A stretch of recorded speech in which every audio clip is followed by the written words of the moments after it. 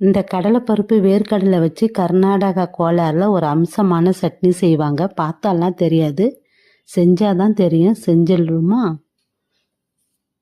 First கடாயில் எண்ணெய் சேர்த்து 1.5 ஸ்பூன் கடலைப்பருப்பு லைட்டாக ரோஸ்ட் பண்ணிக்குவோம்.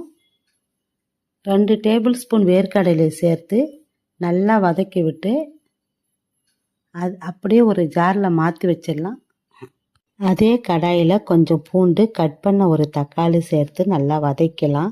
இப்போ இதில் 1/2 டேபிள் ஸ்பூன் ஜீரகம், 3 வரமிளகா, கொஞ்சம் புளி, கருவேப்பிலை சேர்த்து நல்லா வதக்கி விட்டு அதே ஜாரில் ஆற விட்டு மாற்றிடலாம். கொஞ்சம் உப்பு, தண்ணி சேர்த்து நல்லா அரைச்சி எடுத்துக்கலாம். பார்க்கவே நல்லா கலர்ஃபுல்லாக இருக்கும். இதை ஃபஸ்ட்டு தாளித்து எடுத்துக்கலாம். கடாயில் கொஞ்சம் எண்ணெய் சேர்த்து கடுகு, கருவேப்பிலை சேர்த்து தாளிச்சிட்டு நாம் அரைச்ச சட்னியை அதிலே போட்டு தாளித்து எடுத்துக்கலாம்.